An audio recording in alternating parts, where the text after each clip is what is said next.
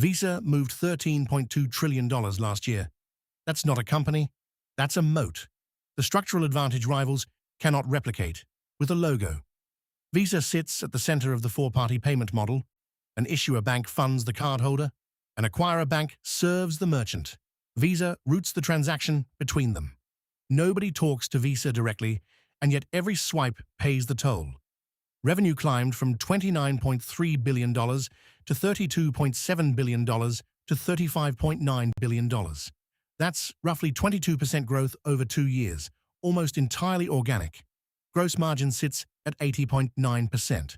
Operating margin holds at 67.2%. Net margin lands at 54.2%. What's interesting here is the staircase itself. Most companies lose half their gross margin before reaching net income. Visa keeps 2/3 of it. Visa's primary moat is network effects, the dynamic where each new user makes the product more valuable to every other user. Network effects are simple to state and brutal to compete against. Every additional user makes the product more valuable to every other user. The gap between the leader and everyone else widens with each new joiner. Start with the two-sided network itself. More cardholders attract more merchants, which attracts more cardholders, compounding acceptance utility for both sides. The scale is staggering. 4.4 billion Visa credentials and 150 million plus merchant locations as of FY 2024. Look at what happens when a challenger tries to break in on day one. No cardholder will sign up for a card that no merchant accepts, and no merchant will install hardware for a card no cardholder is carrying. The cold start problem is not a marketing hurdle. It's a structural wall. Visa solved it in the 1970s. Everyone else starts from zero against a 4.4 billion credential head start. Next, the embedded infrastructure. Switching costs are the friction and expense that lock a customer into a vendor once committed. Merchants and banks embed Visa acceptance into POS infrastructure, creating deep switching costs that reinforce network loyalty. Over 150 million merchant locations across 200+ countries and territories, FY 2024, 10K. Acceptance ubiquity creates switching costs that aren't about loyalty at all. Picture a mid-size retailer deciding to drop Visa tomorrow. They'd need to retouch every point-of-sale terminal in every store. They'd renegotiate the acquiring bank contract. They'd rebuild reconciliation flows and rewrite chargeback handling logic. And then they'd watch customers walk out empty-handed at the register. The cost of leaving isn't paid in fees. It's paid in lost sales, on day one, before any savings arrive. Then the scale flywheel. Higher payment volume drives proportional fee revenue, funding R&D and security that smaller networks cannot match. The anchor here. $13.2 trillion in total payments volume processed in FY 2024. This is where the flywheel really turns. More volume means more fee revenue, which funds more fraud detection and security infrastructure. Better security means more trust from issuers and consumers, which drives more volume back through the rails. A smaller network simply cannot afford the same defensive spend. Every dollar Visa invests in fraud prevention is amortized across 13 trillion. A challenger amortizes across a rounding error.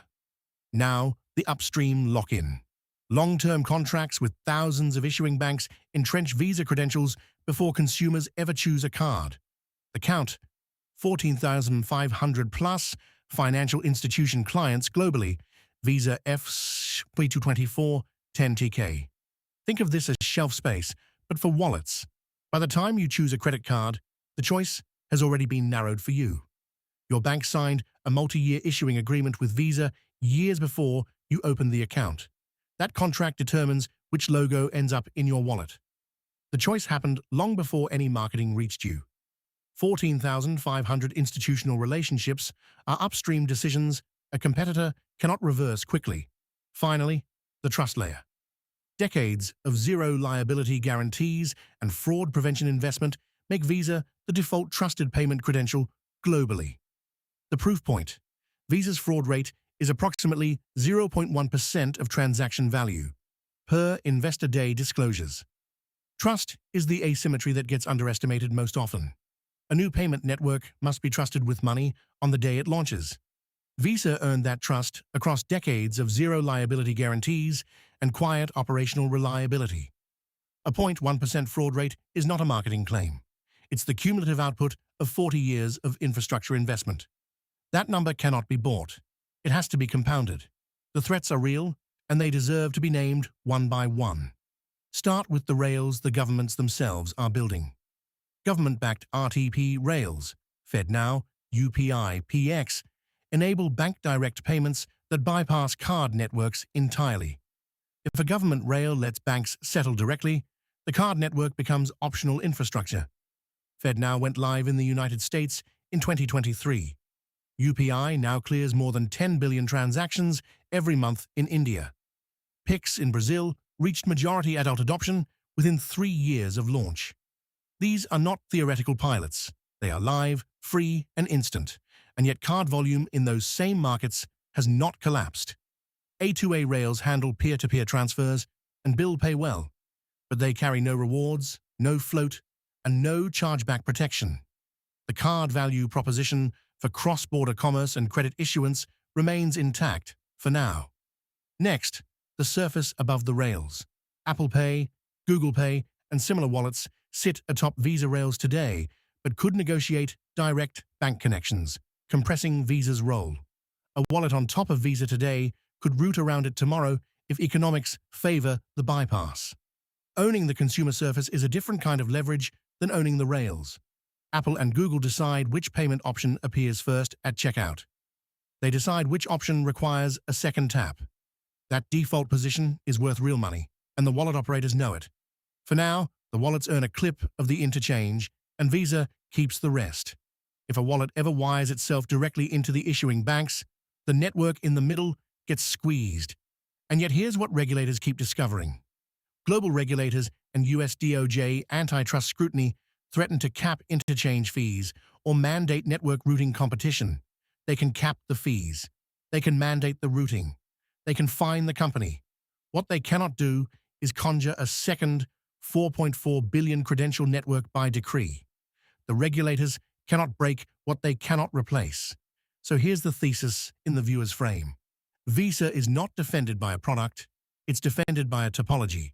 4.4 billion credentials on one side, 150 million merchant locations on the other, and 14,500 institutions stitching the two together. Each side reinforces the others. Each addition raises the cost of leaving. Programmable stablecoins on public blockchains could route value peer-to-peer without a central network intermediary. That horizon is 15 years out, and the cold start problem applies to blockchains too. The honest analytical position is this. Visa's moat is not permanent because nothing in finance is permanent. But the structural lead is unusually wide. The mechanisms that built it compound faster than the mechanisms attacking it. Watch the volume, the credential count, and the merchant footprint. Those three numbers tell you whether the moat is widening or narrowing. The durability question is not whether Visa gets attacked. It already is. The real question is whether any single attacker can assemble all three sides at once.